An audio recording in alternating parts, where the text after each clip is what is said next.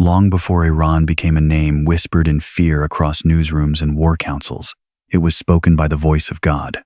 Deep in the shadows of ancient scrolls, hidden beneath layers of time and translation, lies a truth so profound it will shake everything you thought you knew about the headlines bleeding across your screen tonight.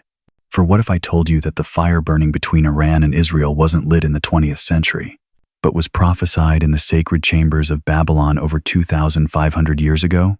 What if the name Iran was never just geography, but prophecy? Tonight, as missiles arc through Middle Eastern skies and diplomats speak of nuclear threats, few realize they are witnessing the unfolding of a script written long before empires learned to build their towers toward heaven. The blueprint was already written, the players were already named, and the outcome was already sealed in the courts of eternity. Listen, can you hear it? That ancient whisper echoing through the corridors of time? It speaks of a prince, not of flesh and blood, but of principalities and powers that wage war in heavenly places. It tells of a spiritual battle that began in the throne room of Persia and continues to rage in the shadows behind every headline, every summit, every strike. Daniel saw it, Isaiah prophesied it, Ezekiel warned of it, and now, in our generation, we are living inside their visions. But here's what will chill your soul. Iran's hatred for Israel isn't political. It's not about land or oil or nuclear ambitions. It runs deeper than human reasoning can fathom. Because according to the ancient texts, this animosity was birthed in hell, itself forged by a demonic prince whose assignment hasn't changed in millennia: destroy the apple of God's eye. Yet the same Persia that will one day march against Jerusalem once financed its restoration. The same land that now breathes threats of annihilation once proclaimed Israel's freedom. How can this be? What spiritual forces could transform a nation from deliverer to destroyer? Before we go deeper, I want to pause and acknowledge something sacred. Thank you to every single one of you who has supported this message through Super Thanks. Your generosity means more than you know. You're not just donating, you're helping spread light to others who feel alone in their calling. Whether you give or not, I'm deeply grateful for your presence here. Your support, your time, your attention, it all matters. And if this message resonates with your soul, I invite you to plant a seed of faith with us as we continue to uncover these hidden truths together. Tonight, we're about to peel back the veil that has hidden this mystery for generations. We'll trace bloodlines that connect directly to Noah's sons. We'll examine prophecies that name Iran by its ancient name. And we'll discover why the battle between these two nations was written in the stars before either flag was ever raised. But I must warn you, what you're about to learn will forever change how you watch the evening news. Because once you see the spiritual war behind the headlines, you can never unsee it. So tell me, are you ready to discover why this ancient hatred burns with supernatural fire? And, more importantly, whose victory was already prophesied in the final chapter? Before Cyrus ever breathed, heaven had already spoken his name. Picture this. The ink is still wet on creation's scroll. The floodwaters have barely receded from a cleansed earth. And in the quiet chambers of eternity, God is already orchestrating a symphony that will echo through millennia divine composition, that will one day thunder across the mountains of what we now call Iran. Turn with me to Genesis 10. Here, in the genealogies that most skip over, lies a mystery hidden in plain sight. Two names, two sons, two destinies that would converge in the ancient land of fire worshippers and empire builders. First, there is Medason of Japheth, grandson of Noah. His name rolls off the tongue like distant thunder across mountain peaks. From his loins would spring the Medes, a people destined to inherit the rugged highlands of northern Iran. Fair-skinned warriors with eyes like winter sky, they would carry in their veins the dominion promised to Japheth. God shall enlarge Japheth, and he shall dwell in the tents of Shem. But wait, listen closer to the ancient whisper. There is another son mentioned in these sacred lines, Elam, born not of Japheth but of Shem himself. Shem, the covenant bearer. Shem, through whose lineage the promises of God would flow like rivers through thirsty ground. And Elam's descendants? They settled in the fertile valleys of southwestern Iran, carrying in their DNA the spiritual inheritance of the Semitic line. Do you see it now? Iran was never meant to be one people. It was destined to be a convergency, a meeting place where the blood of Shem and the dominion of Japheth would mingle like oil and wine poured from sacred vessels. Part Semitic, part Aryan, part covenant, part conquest. A nation born from two streams of Noah's blessing, flowing together in the crucible of prophecy. Walk the streets of modern Tehran today, and you will see it with your own eyes, faces that speak of this ancient mystery. Some bearing the darker features of their Semitic ancestors, others carrying the fair complexion of the Aryan highlands.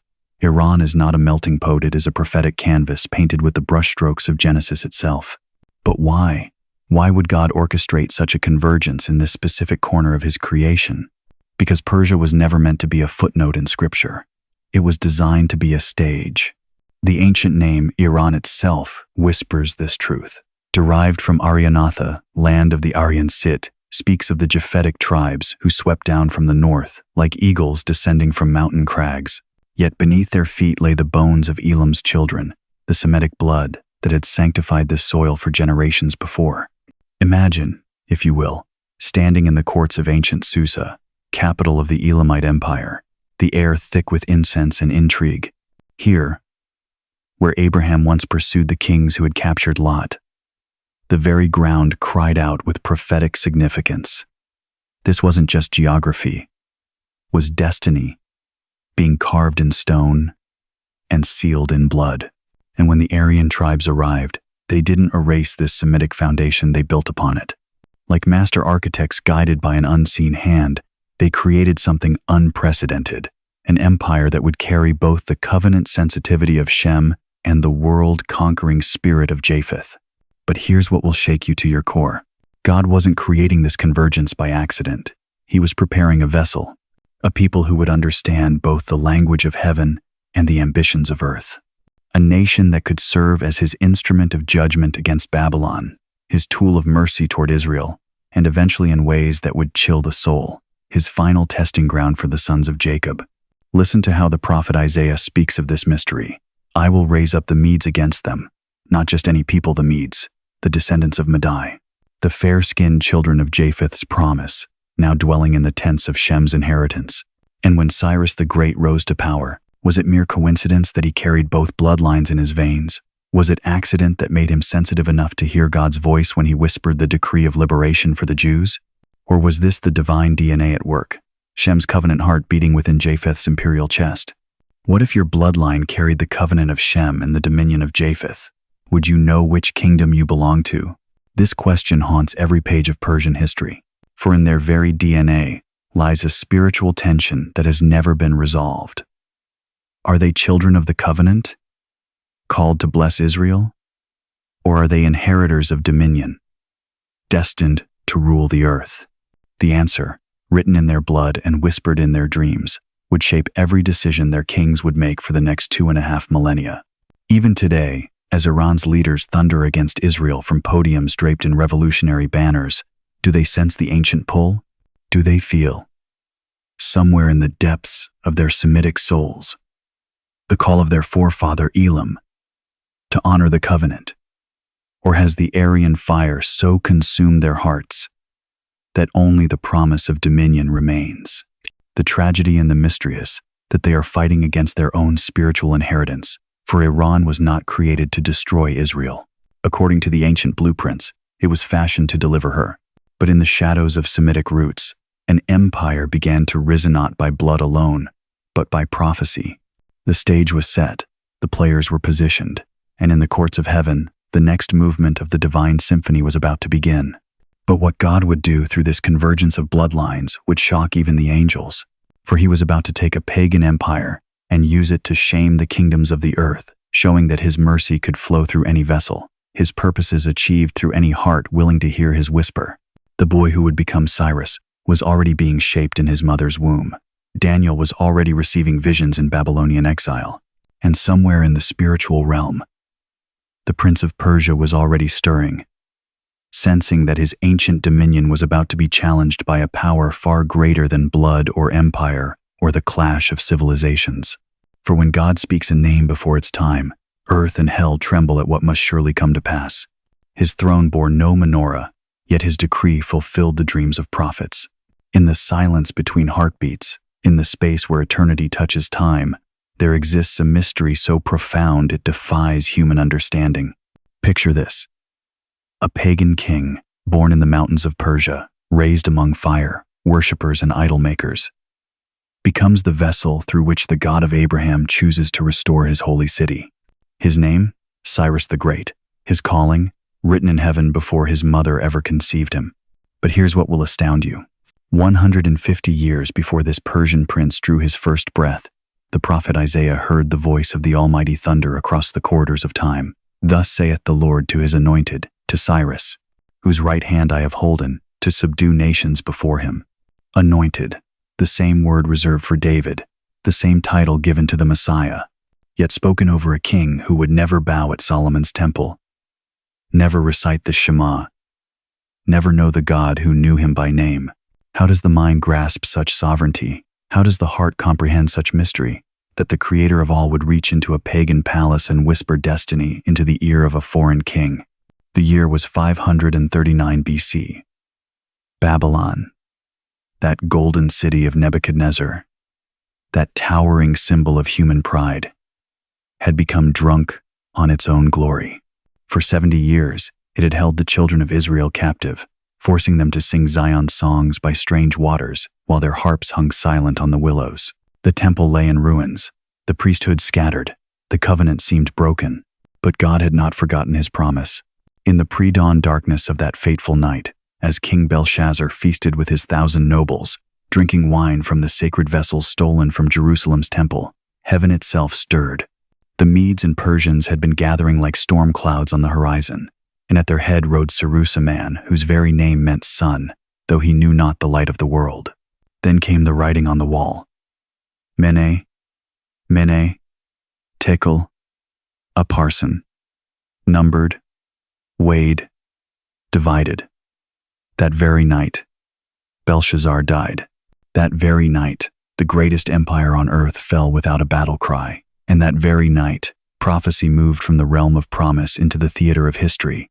But what Cyrus did next defies every pattern of ancient conquest. Where other kings plundered, he restored. Where others enslaved, he liberated. Where others destroyed temples, he funded their rebuilding. The first words of the book of Ezra ring like thunder across the centuries. Thus saith Cyrus, king of Persia, the Lord God of heaven hath given me all the kingdoms of the earth, and he hath charged me to build him an house at Jerusalem, which is in Judah. He hath charged me. Do you hear the wonder in those words? This was no political calculation, no diplomatic strategy. This was a pagan king confessing that an invisible goddess deity he had never worshipped had personally commissioned him for a task that would reshape history. Imagine being among the Jewish exiles that morning, when the royal decree was read aloud in the streets of Babylon. For 70 years, your people had wept by the rivers, wondering if God had forgotten his covenant. For 70 years, they had wondered if Zion would ever rise again. And now this foreign king, this anointed of the Lord who knew not the Lord, was not only setting them free, but financing their return home. The decree was scandalous in its generosity. Not only could the Jews return to Jerusalem, but Cyrus ordered his treasury to fund the rebuilding of the temple. He returned the sacred vessels that Nebuchadnezzar had stolen. He provided resources for the journey. He even appointed governors to ensure safe passage through hostile territories. What manner of God works through the hearts of those who do not know him? What kind of sovereignty can turn the will of an empire toward mercy, without that empire even understanding why? The prophet had seen it coming. In Isaiah 44, God declared, "He is my shepherd, and shall perform all my pleasure," even saying to Jerusalem, "Thou shalt be built," and to the temple, "Thy foundation shall be laid." Notice that God doesn't say Cyrus might do this, or that he'll be asked to do this. The decree is already written. The outcome is already sealed. All that remains is for time to catch up with eternity. But here lies the deeper mystery. Cyrus accomplished in months what diplomacy and warfare had failed to achieve in decades. Where force had failed, favor succeeded. Where human wisdom had reached its limit, divine wisdom opened doors that no man could shut. The book of Ezra records wave after wave of returning exiles. First came Zerubbabel with nearly 50,000 Jews, carrying with them the sacred vessels and the hope of restoration. The foundation of the temple was laid amid tears of joy and sorrow, joy for what was being rebuilt, sorrow for what had been lost. Then came Ezra himself with another wave of returnees, carrying not just people but the sacred law, the priesthood, the spiritual infrastructure of a nation being reborn. And through it all, Persian gold funded the work. Persian authority protected the workers. Persian power ensured that the work continued even when local opposition arose. A pagan empire had become the midwife of Jewish restoration. But perhaps the most chilling aspect of this divine drama is what it reveals about the nature of God's sovereignty. Cyrus never converted. He never abandoned his fire altars for the temple in Jerusalem. He remained, to his dying day, a worshipper of Ahura Mazda and the Persian pantheon. Yet his reign became a channel of divine mercy so pure, so profound, that the Hebrew scriptures call him Mashiach, Messiah, anointed one. What does this tell us about the God who moves in shadows and works through mysteries? That his purposes are not limited by human understanding. That his mercy can flow through vessels that don't even know they're being used. That his covenant with Israel is so unbreakable that he will move heaven and earth and even pagan kings to ensure its fulfillment. Standing in the ruins of Babylon today, where Cyrus once ruled and Isaiah's prophecy once echoed, you can almost hear the whisper of divine laughter. The empire that thought it had crushed God's people became the very instrument of their restoration. The kings who thought they controlled history discovered they were merely actors in a drama written before the foundations of the world. And what of us, living in this hour when Iran and Israel stand once again on the precipice of conflict? What does the story of Cyrus tell us about the God who holds the hearts of kings in his hands? Can the one who turned a Persian conqueror into a Hebrew liberator still move in our generation? Can the God who whispered Cyrus's name into Isaiah's ear still reach across enemy lines and accomplish the impossible? But what heaven anointed for mercy, and hell would soon provoke for war. Not every kingdom that serves God's plan kneels before his altar. Picture this: flames dancing against marble walls, their shadows writhing like ancient spirits across carved reliefs of winged gods. The scent of sandalwood and myrrh thicken the air, while priests in white robes chant prayers to forces they believe rule the cosmos. This is not Jerusalem. This is not the Temple of Solomon. This is Persia, and their altars burn with a fire that never dies. Long before Persia conquered Babylon, before their armies swept across the known world like a divine wind, they had already conquered something far more dangerous, the realm of the spirit. But theirs was a spirituality alien to the God of Abraham, Isaac, and Jacob. Theirs was a devotion that reached toward heaven, but never quite touched it. What happens when a nation reveres the heavens, but rejects the God who made them? In the shadow of the Zagros Mountains, where the air grows thin and the stars seem close enough to pluck from the sky, the Aryan tribes had built something magnificent and terrible, a religious empire. At its heart stood Ahura Mazda the wise, Lorda, deity of light, locked in eternal battle with Angra Mainyu, the destructive spirit of darkness. To the Persians, all of existence was this cosmic war between good and evil, light and shadow, truth and lie. But here's what will shake you. They got the war right. They just chose the wrong general. The fire temples of Persia were not mere buildings, they were gateways. Each one housed an eternal flame, never allowed to die, tended by priests called magi who claimed to read the future in the dance of fire and the movement of stars. These weren't simple fortune tellers. These were the intellectual elite of the empire, masters of astronomy, mathematics, and what they believed was divine wisdom. Think about this for a moment. While Israel worshipped the God who created the stars, Persia worshipped the stars themselves. While Israel offered sacrifices to the one who made fire, Persia bowed before the flame. They were reaching for the divine, but their hands kept closing around shadows. The Aryan caste system wasn't just social structure, it was spiritual hierarchy carved in stone.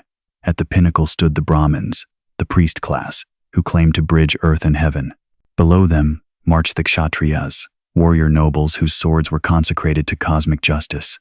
The Vaishyas, merchants and farmers, fed the empire's body, while the Shudras labored in service to all above them. Every person born into this world knew their place not just in society, but in the cosmic order.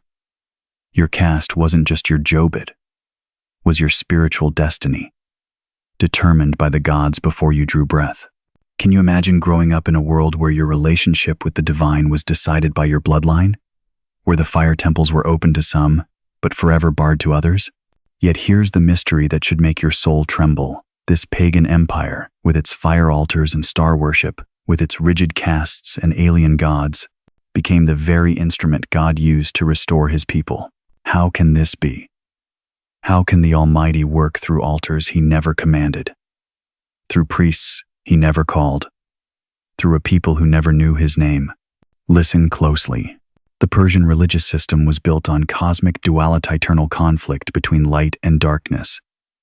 But what they called philosophy, Scripture calls reality. The war they imagined in their temples was actually raging in the heavens. The battle between good and evil they chanted about in their prayers was the very conflict Daniel would see in his visions, angels and demons clashing over the fate of nations.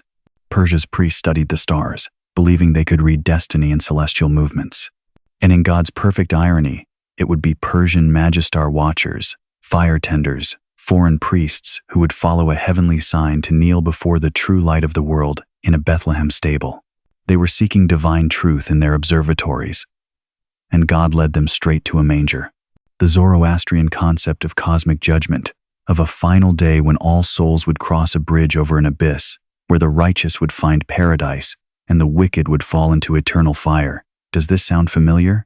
Their theology was an echo, a shadow, a whisper of truths that would later be revealed in fullness through Hebrew prophets and apostolic letters. But here's what chills the blood. Persia's spiritual devotion, for all its grandeur and cosmic scope, was still rebellion dressed in religious robes. They built temples to honor creation instead of the Creator. They offered worship to forces instead of the force behind all forces. They reached for the divine through ritual and philosophy, through fire and starlight, through everything except the narrow gate of covenant relationship with the living God. And yet the Almighty used them anyway. Think about Cyrus, standing in the throne room of his palace, surrounded by fire altars and golden images of Ahura Mazda, when the Spirit of the Lord stirred his heart to proclaim freedom for Jewish captives. Picture him signing the decree that would rebuild Jerusalem's temple, all while his own priests chanted prayers to foreign gods in chambers below. This is the paradox that should leave you breathless. God doesn't need perfect vessels to accomplish perfect purposes. He doesn't require pure altars to pour out his mercy. The same hands that burned incense to Ahura Mazda signed the papers that restored the house of Jehovah. The same empire that worshipped fire became the furnace where God refined his plan for redemption. But make no mistake, their spiritual devotion without covenantal truth was still spiritual danger. Because when you worship the creation instead of the Creator, when you bow before forces instead of the force behind all forces, you open doorways that should remain sealed. You invite spiritual authorities that have no business ruling your nation, your family, your soul. And from within Persia's golden halls, a war in the invisible began to tremble. The fire that burned on Persia's altars was about to meet the fire that burns from God's throne. The cosmic battle they chanted about in their temples was about to become real in ways their priests never imagined. Because in the heavenly places, principalities were stirring, powers were choosing sides, and the Prince of Persia was about to make his move against the people of the covenant. What they thought was worship was about to become warfare. For 21 days, heaven was silent, because Persia held back the answer.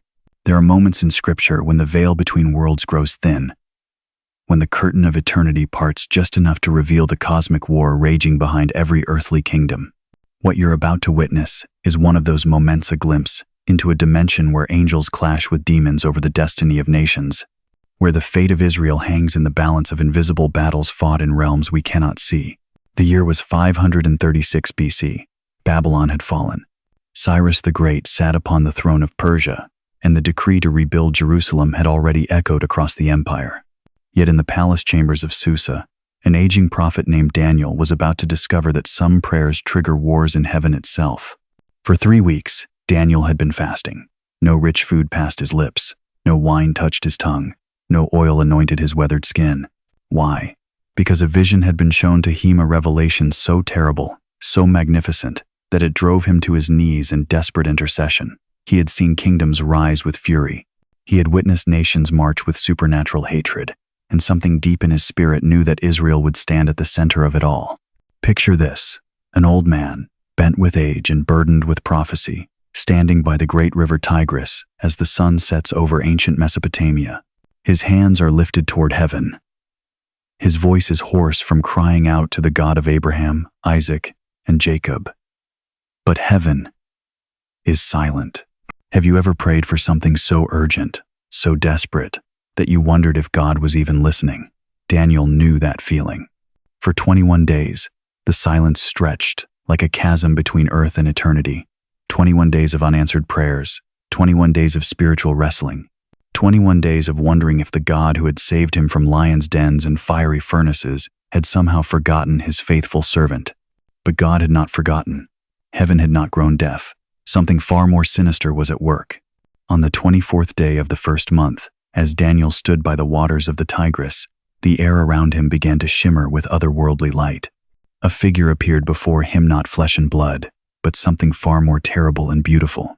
His body was like topaz, his face like lightning, his eyes like flaming torches, his arms and legs like burnished bronze, and his voice like the roar of a multitude. This was no ordinary messenger.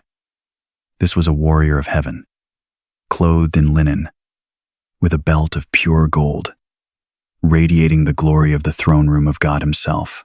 Some believe it was Gabriel, the angel who would one day announce the birth of the Messiah. Others suggest it was a manifestation of the pre-incarnate Christ. But whoever he was, his presence was so overwhelming that the men with Daniel fled in terror. Though they saw nothing of the vision, Daniel collapsed, color drained from his face, strength fled from his limbs. He fell prostrate before this messenger of the Most High, trembling like a leaf in a hurricane of holy fire. Then the angel spoke words that would forever change our understanding of prayer, warfare, and the invisible battles that determine the fate of nations. Do not fear, Daniel, for from the first day that you set your heart to understand and to humble yourself before your God, your words were heard, and I have come because of your words. But the prince of the kingdom of Persia withstood me 21 days, and behold, Michael, one of the chief princes, came to help me, for I was left alone there with the kings of Persia. Let those words sink into your soul. An angel of God, a messenger from the throne room of eternity, was delayed for 3 weeks. Not by armies, not by kings, not by walls or weapons, but by a prince. Not a human prince, but a spiritual principality so powerful, so malevolent, that it could stand toe-to-toe with a warrior of heaven and hold him back from delivering God's answer to his faithful servant. This prince of Persia was no metaphor, no symbol, no poetic device. This was a demonic entity, a fallen angel assigned by Satan himself to rule over the spiritual atmosphere of the Persian Empire. His mission was clear: resist the purposes of God, oppose the covenant people of Israel, and maintain spiritual dominion over the very region we now call Iran. For 21 days, this cosmic battle raged in dimensions we cannot fathom. Gabriel, the herald of heaven, locked in spiritual combat with the Prince of Darkness over Persia. Can you imagine the violence of that war? The clash of swords forged in eternity, the thunderous roar of wings that span the heavens, the flash of divine lightning against the darkness of hell itself. But heaven never fights alone. When Gabriel could not break through, reinforcements arrived. Michael the archangel, protector of Israel, the commander of God's armies, the warrior whose very name means "who is like God," descended into the battle. And with Michael's arrival, the tide turned. The prince of Persia was overcome. The spiritual stronghold was broken. The message was delivered. But here's what will chill your blood. The angel didn't say the prince of Persia was destroyed. He said he was withstood. He said he was resisted. But the throne of that dark principality remained intact, waiting, brooding, planning for another day. What if I told you that the hatred we see burning in Iran today, the supernatural animosity toward Israel that defies all human logic, isn't political at all? What if it's the same demonic prince, still ruling from the same spiritual throne, still carrying out the same ancient assignment: destroy the apple of God's eye? Look at the pattern. Ancient Persia once funded the rebuilding of Jerusalem under Cyrus. But that same empire later tried to annihilate the Jews under Haman in the Book of Esther. The land that once produced kings who honored Israel now breeds leaders who deny the Holocaust and call for Israel's destruction. The territory that was once moved by God's Spirit to free his people is now the headquarters of global terrorism against them. Coincidence? Or the continuing work of a prince who never surrendered his throne? When Daniel's vision was complete, when the angelic messenger had delivered his prophecy of kingdoms and wars, He spoke one final haunting word. Now, I must return to fight against the prince of Persia. And when I go forth, indeed the prince of Greece will come. Do you see it? This wasn't a one-time battle. This was an ongoing war.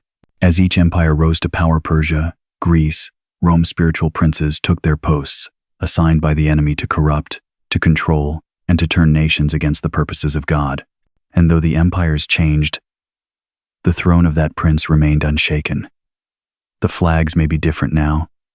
The language may have evolved. The weapons may be nuclear instead of bronze. But the spirit behind Iran's hatred for Israel is the same demonic force that once withstood an angel of God for 21 days, the same principality that has been assigned to that region for over 2,500 years. The real war was never in the desert. It was never about oil or territory or political ideology.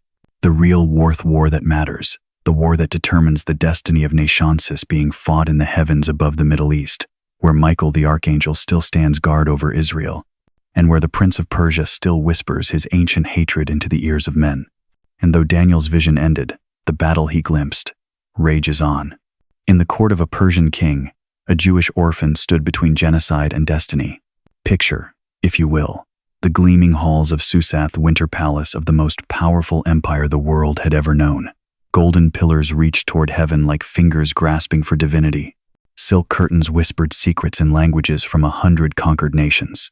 And somewhere, in those opulent chambers, walking on marble floors polished with the tears of exile, was a young woman who carried within her blood the very survival of God's chosen people.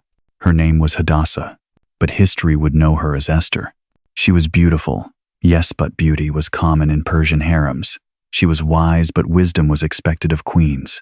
What made Esther different was something the king could never have known when he placed the crown upon her head. She was a Jew, a daughter of the scattered, a child of the covenant, and in the sovereign orchestration of the Almighty, she had been positioned at the very heart of the empire that held her people captive. For such a time as this, those words spoken by her cousin Mordecai would echo through history like thunder rolling across an endless sky. Because what was about to unfold in that Persian palace wasn't merely palace intrigue. It was the opening act of a spiritual war that continues to rage to this very hour. Enter Haman the Agagite, the king's right hand, a man drunk on power and poisoned by pride. When Mordecai, this stubborn Jew, refused to bow before him, something ancient stirred in Haman's heart. It wasn't wounded ego. It wasn't political calculation. It was something older than Persia itself. A hatred that had been nursed in the darkness since the serpent first whispered in Eden. The spirit of annihilation had found its vessel. Haman didn't simply want Mordecai dead. One man's death would not satisfy the darkness that consumed him. He wanted them all eliminated. Every Jew, every child, every memory of the covenant God had made with Abraham. The decree went out, sealed with the king's ring, stamped with royal authority. On the 13th day of the 12th month, all Jews throughout the 127 provinces would be slaughtered like sheep. Can you imagine the terror that swept through Jewish communities that day? Mothers clutching their children, wondering if these would be their last embraces. Fathers falling to their knees, crying out to the God of their fathers, "Have you brought us through Babylon only to die in Persia?" But here's what Haman didn't know. Here's what the king couldn't see. Here's what even Esther herself was only beginning to understand. The same God who parted the Red Sea had been preparing this moment for years. Every twist of providence that brought a Jewish orphan to the Persian throne was not coincidence, it was conspiracy. Divine conspiracy. When word reached Esther through Mordecai, the weight of destiny crashed upon her like a mountain. She knew the law, approach the king uninvited, and die. The golden scepter in his hand was the only thing standing between her and execution. Yet if she remained silent, her people would perish. What kind of choice was that? Death by action or death by inaction? If I perish, I perish. 4 words that changed the course of history. 4 words that revealed the heart of a woman who understood that some things are worth dying for. Some moments demand everything. For 3 days and 3 nights, Esther fasted. Not just from food, from hope, from certainty, from every comfort, except the thin thread of faith that connected her to the God of Israel. And on the 3rd day, the symbolism burns like fire. She rose, clothed herself in royal robes, and walked into the presence of the king. The golden scepter extended toward her was more than royal favor. It was the hand of providence reaching through the throne room of earth's mightiest empire. The king's words, "What is your request?" "Even to half my kingdom, it shall be given," were the very breath of God speaking through a pagan monarch who had no idea he was being used as an instrument of salvation.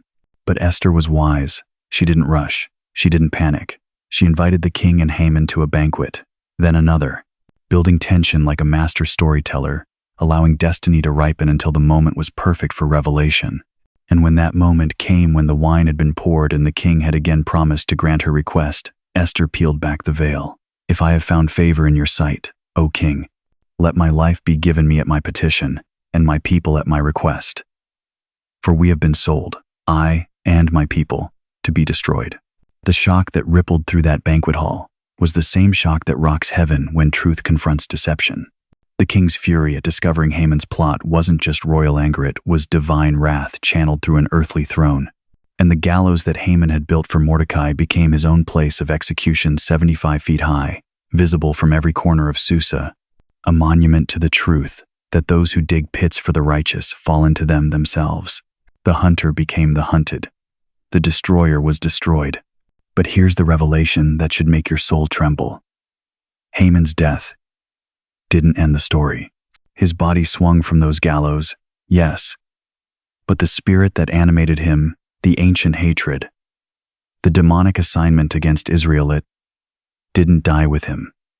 It simply found new vessels, new palaces, new whispers of annihilation. You see, Haman was descended from the Amalekites, that tribe God commanded Saul to utterly destroy, but which was allowed to survive. And in that survival, a seed of hatred was preserved, passed down through generations like a family inheritance of darkness. What if I told you that the same spirit that whispered genocide to Haman still walks the corridors of power today? What if the chants of death to Israel, echoing from Tehran, are simply ancient hatred finding modern tongues? The book of Esther reveals a pattern that repeats throughout history. The enemies of Israel rise, plot destruction, appear to hold all the cards hand, then divine reversal comes like lightning. But it also reveals something else, something darker. The hatred never fully dies. It hibernates, it waits, it finds new names and new nations. And though the gallows were burned, the hatred they carried found new names.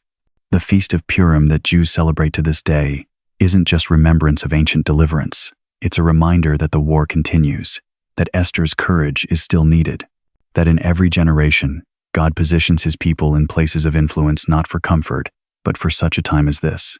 And somewhere, in the palaces and parliaments of our modern world, the spirit of Haman still whispers his ancient assignment: make the name of Israel forgotten among the nations. But the God who raised up Esther still watches from his throne, and his arm is not shortened that it cannot save. In Ezekiel's vision, Persia stands not beside Israel, but against her. There comes a moment in the sacred scrolls when the very ground beneath prophecy trembles, when the same nations God once used to build his temple turn to tear it down, when the hand that once freed captives now fashions chains. This is the moment Ezekiel saw a vision so terrible, so final, that it would make angels weep and demons dance. Picture this: an old prophet, exiled in Babylon, suddenly gripped by the Spirit of the living God. His eyes roll back, his body convulses, and through his trembling lips comes a prophecy that would echo through every generation until the end of time. He sees armies, vast, countless, like locusts, covering the earth. And at the head of this coalition, this assembly of the damned, stands a name that should make your blood run cold: Persia. The same Persia that once proclaimed freedom for God's people now marches under the banner of their destruction. How can this be? How does a nation move from being God's instrument to becoming his enemy? The answer lies not in the shifting sands of politics, but in the eternal war between light and darkness, a war that began before the first star was hung in heaven. Ezekiel 38 opens like thunder. The word of the Lord came to me: Son of man, set your face against Gog, of the land of Magog, the chief prince of Meshech, and Tubal. Prophesy against him. But listen carefully to what comes next. God doesn't just name the leader of this dark coalition. He lists the nations that will follow him into the valley of decision. And there, carved in prophetic stone, stands the name that should haunt our modern headlines.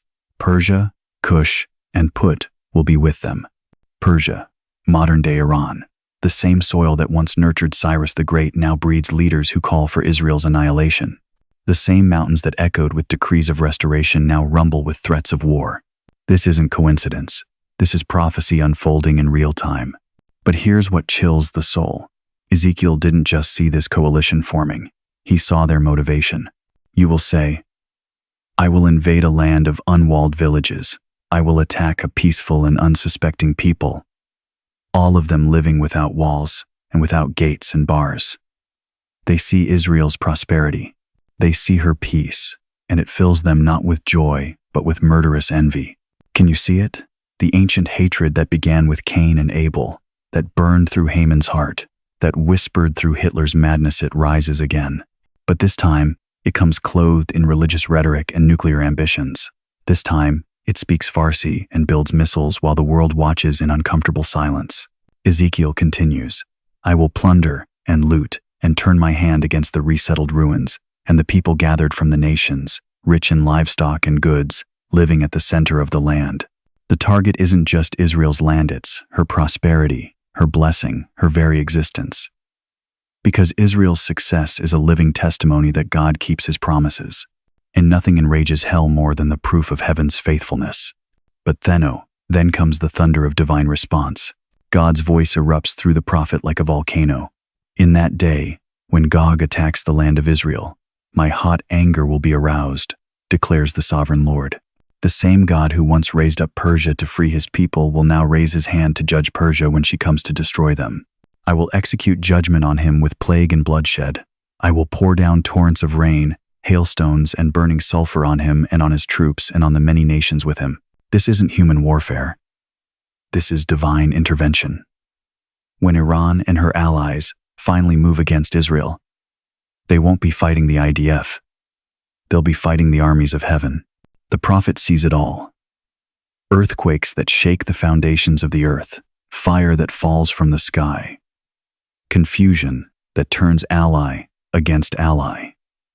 Every man's sword will be against his brother. In their lust to destroy Israel, this coalition will destroy itself. And when the smoke clears, when the last echo of battle fades, the world will know one truth. Then they will know that I am the Lord. But here's the mystery that should make us tremble. Why does God allow this to happen? Why permit this final assault on his chosen people? Because sometimes, the only way to silence the enemy's boasting is to let him reveal his true face. Sometimes, the only way to demonstrate God's power is to let human hatred reach its fullest expression and then crush it completely. Ezekiel saw it. Daniel confirmed it. And now, as we watch Iranian leaders speak of wiping Israel from the map, as we see military exercises and nuclear programs and proxy wars, we must ask ourselves, are we witnessing the stage being set for the final act? The scrolls speak of other signs too. After many days you will be called to arms. In future years you will invade a land that has recovered from war, whose people were gathered from many nations to the mountains of Israel, which had long been desolate. Doesn't this sound precisely like modern Israel? A nation reborn after millennia of exile, gathered from every corner of the earth, making the desert bloom again. And what of the timing? Ezekiel speaks of Gog coming like a cloud to cover the land in the latter years. The Hebrew phrase suggests the end of days, the closing of history's final chapter. Could it be that we are living in those very times the prophet foresaw? Look around you. Ancient Persia has indeed become modern Iran. The Jewish people have indeed returned to their ancestral home. The very coalition Ezekiel described, including nations that align remarkably with today's geopolitical realities, is taking shape before our eyes. Russia to the north, Iran to the east, Turkey beginning to shift alliances, African nations choosing sides. But here's what we must never forget. Ezekiel's prophecy doesn't end in Israel's destruction. It ends in God's glory. "And so I will show my greatness and my holiness, and I will make myself known in the sight of many nations. Then they will know that I am the Lord. The very attack, designed to eliminate Israel, becomes the stage for the greatest demonstration of divine power the world has ever seen. Iran's leaders speak of erasing Israel from history. But history has already been written, and in that divine script, it is not Israel who disappears, it is her enemies who are broken against the rock of ages. The sword of Elam will be shattered, the pride of Persia will be humbled, and from the ashes of this final rebellion will rise the undeniable truth that the God of Abraham, Isaac, and Jacob still watches over his people. But some spirits don't vanish with empires, they await appointed times. The flag may change, the fire does not. Turn on your television tonight. Watch the shadows flicker across the faces of world leaders as they speak of Iran with trembling voices and calculated words. Listen to the threats echoing from Tehran, the promises of annihilation whispered into microphones, the rage that burns with an intensity that defies political explanation. You are not witnessing mere geopolitics. You are watching prophecy breathe. Because behind every policy, beneath every sanction, underneath every diplomatic failure lies a truth that most dare not speak. The spirit that once delayed Gabriel for 21 days has never left the throne of Persia. When the prophet Daniel stood by the river Tigris, fasting and mourning for 3 weeks, he received a revelation that would shake the foundations of spiritual warfare forever. An angel appeared radiant, terrible, clothed in linen with eyes like flame sand, spoke words that still echo through the corridors of time. The prince of the Persian kingdom resisted me 21 days. This was not a man. This was not a king. This was a principality, a spiritual ruler, a demonic force so powerful it could hold back heaven's messenger until Michael the archangel came to break the siege. That principality never died. It never retreated. It simply adapted. Look at Iran today. Study the fury in their declarations against Israel. Measure the obsession, the unrelenting hatred that transcends reason, that defies negotiation, that burns with a fire no treaty can extinguish. This is not the anger of men. This is the rage of the Prince of Persia, still seated in his invisible throne, still breathing malice through mortal lips, still seeking to thwart the purposes of the Most High. The Apostle Paul warned us in Ephesians 6:12, "For we do not wrestle against flesh and blood, but against principalities, against powers, against the rulers of the darkness of this age, against spiritual hosts of wickedness in the heavenly places." Yet how quickly we forget, how easily we reduce spiritual warfare to political commentary, how readily we explain away the supernatural with statistics and strategies.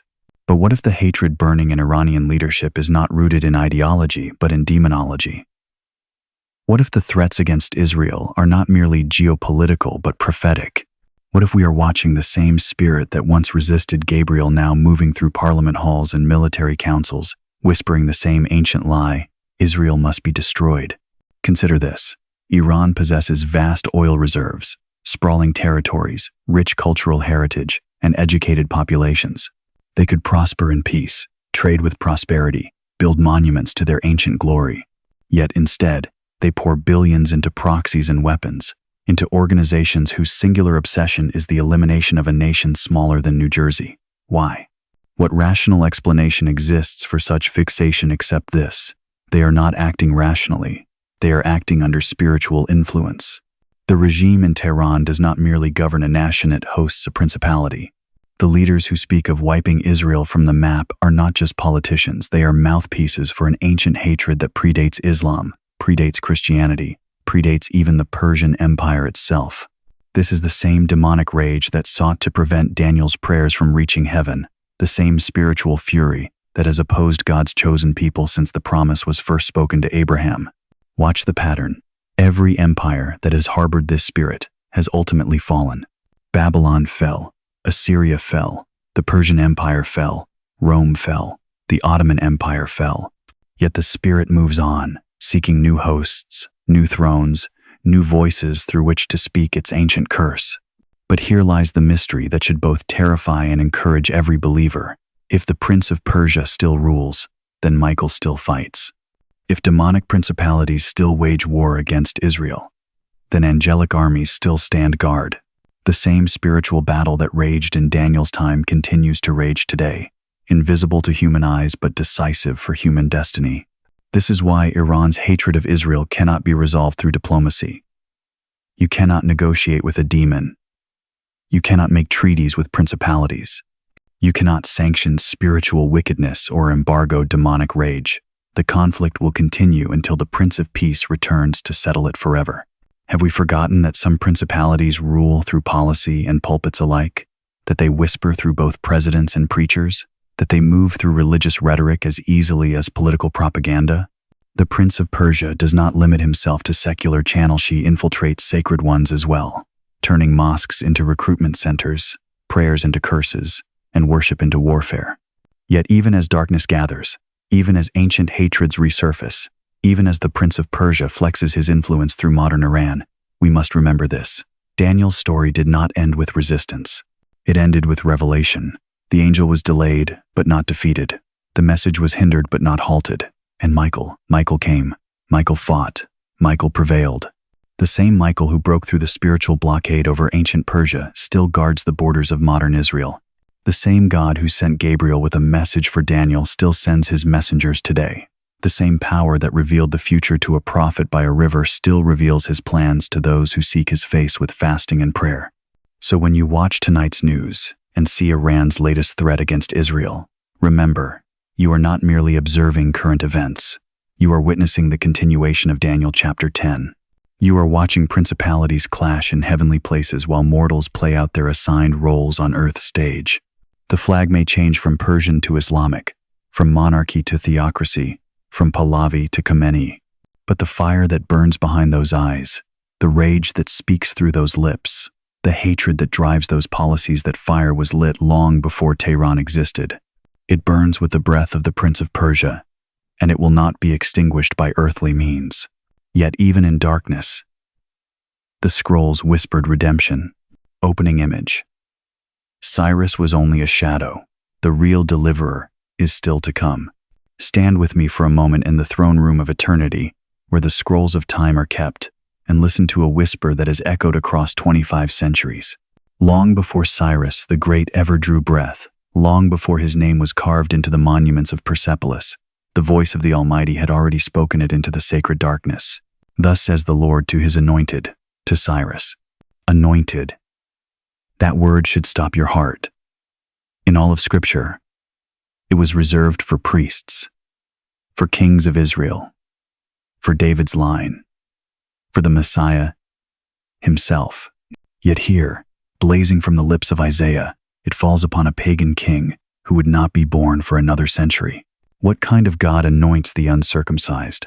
What manner of sovereignty reaches across enemy thrones to write redemption? But here is the mystery that will shake you to your core. Cyrus was never the destination. He was only the signpost, a shadow cast backward from a greater light. For every act of deliverance he performed, every temple stone he funded, every exile he freed, was nothing more than a whispered prophecy of the one who was to come, the one whose anointing would not fade with empires, whose kingdom would never pass to another. You see, when Isaiah called Cyrus God's anointed, heaven was not making a mistake. Heaven was painting a picture. Just as this foreign king would fund the rebuilding of Jerusalem's temple, so would another King One, not of Persia, but of heaven itself, fund the rebuilding of hearts with his own blood. Just as Cyrus would release captives from Babylon, so would the true deliverer release captives from sin itself. And just as Persia once served unknowingly as God's instrument of mercy. Listen to the silence between the thunder. In the ruins of ancient Susa, where Queen Esther once walked through marble halls, the wind still whispers of reversals. In the dust of Elam, where Daniel's vision was given by the river, there are still echoes of angelic warfare. In the shadows of the Zagros Mountains, where the Magi once followed a star toward Bethlehem, something sacred still stirs. What if I told you that the same God who moved the heart of Cyrus to rebuild Jerusalem's walls still moves hearts today? What if the land that once released Israel from bondage could one day witness the greatest bondage breaking of all the chains of spiritual darkness, snapping under the weight of divine love? The prophet Jeremiah saw it. Hidden in the scrolls, tucked between judgments and warnings, burns a promise that most have forgotten. Yet I will restore the fortunes of Elam in the latter days, declares the Lord. Elam, the ancient name for the heart of Iran, a promise of restoration, not just for the land, but for the people, a whisper of hope for the sons and daughters of Persia. Conclusion. The scroll remains open. And so the curtain closes. But not on the story, only on the chapter. We have journeyed through millennia tonight, walking the ancient pathways that connect Babylon's throne rooms to Tehran's parliament halls. We have traced bloodlines that flow from Noah's sons to modern nations. We have watched as the same soil that once bore Cyrus the Great now trembles under the weight of spiritual warfare. And through it all, one truth has emerged from the shadows of history like fire from flint. The story of Iran is not over. Look back across the sacred timeline. See how Persia has moved through God's eternal script, first as deliverer, financing the return of exiles and the rebuilding of Solomon's temple, then as empire, stretching from India to Ethiopia, while hosting both Esther's courage and Daniel's visions. Later as adversary, ruled by principalities that resist heaven's messengers and breathe hatred toward God's chosen. And finally, as the enemy prophesied in Ezekiel's end times alliance, marching alongside Gog and Magog against the mountains of Israel. 4 roles, 1 nation, 1 God orchestrating it all. But here is the mystery that should leave you breathless. What if Persia's final chapter has not yet been written? What if the same hand that moved Cyrus's heart to rebuild Jerusalem could move another Persian heart to seek peace? What if the land that gave birth to the Magithos stargazers who recognized the Messiah when even Israel's scholars missed him could again produce worshippers who bow before the true king? Jeremiah spoke words over ancient Elam that still echo through time. I will restore the fortunes of Elam in the latter days. Could it be that even now, as political tensions mount and spiritual warfare intensifies, God has not forgotten this promise? Could it be that the very nation whose leadership rages against Israel might one day produce pilgrims who journey to Jerusalem in peace? Listen to the silence between the headlines. In that quiet space, between threat and fulfillment, between prophecy and conclusion, something divine still whispers. Because if we have learned anything from this ancient tapestry, it is this: God's sovereignty does not depend on human cooperation. His plans do not falter when kings rage or princes conspire. He has written the end from the beginning, and every chapter, even the darkest one, serves his eternal purpose. The Prince of Persia still wages war in heavenly places. Michael still stands guard over Israel. The spiritual battle that began in Daniel's day continues to rage above the clouds while mortals debate policy below. But we who have eyes to see and ears to hear must not be deceived by the surface narrative. We are not merely watching geopolitics unfold. We are witnessing prophecy breathe. Consider this moment, you, sitting here, reading these words while ancient promises stir in your spirit. You were not born in this generation by accident. You were placed here to be a watchman on the wall, to discern the times, to pray with understanding. The same God who revealed future kingdoms to Daniel is revealing the present hour to you. So what will you do with this knowledge? Will you retreat into comfortable ignorance, explaining away spiritual warfare as mere politics? Or will you stand in the gap, interceding for both nations that Israel might be protected and that Iran might be redeemed? Will you pray for the peace of Jerusalem while also asking God to move in Tehran? Will you remember that behind every flag stands a soul, and behind every soul stands eternity? The headlines will continue to scream of conflict. The analysts will debate strategies and sanctions. The world will hold its breath, watching for the next missile or the next meeting. But you who have peered behind the veil, you know the deeper truth. This conflict was written in the stars before either nation bore its current name, and its resolution has already been decreed by the one who holds tomorrow's headlines in his eternal hands. The scroll remains open. The story continues, and somewhere in the shadows between what was and what will be, grace still moves like a whisper across the desert from the shadows of history like fire from flint. The story of Iran is not over. Look back across the sacred timeline. See how Persia has moved through God's eternal script, first as deliverer, financing the return of exiles and the rebuilding of Solomon's temple, then as empire, stretching from India to Ethiopia, while hosting both Esther's courage and Daniel's visions. Later as adversary, ruled by principalities that resist heaven's messengers and breathe hatred toward God's chosen. And finally, as the enemy prophesied in Ezekiel's end times alliance, marching alongside Gog and Magog against the mountains of Israel. 4 roles, 1 nation, 1 God orchestrating it all. But here is the mystery that should leave you breathless. What if Persia's final chapter has not yet been written?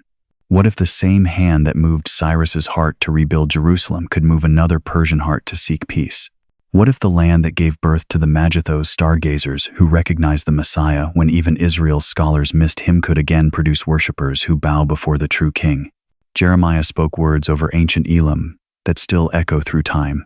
I will restore the fortunes of Elam in the latter days.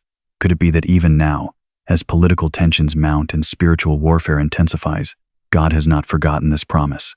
Could it be that the very nation whose leadership rages against Israel might one day produce pilgrims who journey to Jerusalem in peace? Listen to the silence between the headlines. In that quiet space, between threat and fulfillment, between prophecy and conclusion, something divine still whispers. Because if we have learned anything from this ancient tapestry, it is this: God's sovereignty does not depend on human cooperation. His plans do not falter when kings rage or princes conspire. He has written the end from the beginning, and every chapter, even the darkest one, serves his eternal purpose. The Prince of Persia still wages war in heavenly places. Michael still stands guard over Israel. The spiritual battle that began in Daniel's day continues to rage above the clouds while mortals debate policy below. But we who have eyes to see and ears to hear must not be deceived by the surface narrative. We are not merely watching geopolitics unfold. We are witnessing prophecy breathe. Consider this moment, you, sitting here, reading these words while ancient promises stir in your spirit. You were not born in this generation by accident. You were placed here to be a watchman on the wall, to discern the times, to pray with understanding. The same God who revealed future kingdoms to Daniel is revealing the present hour to you. So what will you do with this knowledge? Will you retreat into comfortable ignorance, explaining away spiritual warfare as mere politics? Or will you stand in the gap, interceding for both nations, that Israel might be protected and that Iran might be redeemed? Will you pray for the peace of Jerusalem while also asking God to move in Tehran? Will you remember that behind every flag stands a soul, and behind every soul stands eternity? The headlines will continue to scream of conflict. The analysts will debate strategies and sanctions. The world will hold its breath, watching for the next missile or the next meeting. But you who have peered behind the veil, you know the deeper truth. This conflict was written in the stars before either nation bore its current name, and its resolution has already been decreed by the one who holds tomorrow's headlines in his eternal hands. The scroll remains open. The story continues, and somewhere in the shadows between what was and what will be, grace still moves like a whisper across the desert, calling even ancient enemies to become eternal friends. Because in God's hand, even ashes can become altars. And Persia's flame that once burned against Israel, may rise again. This time, in worship.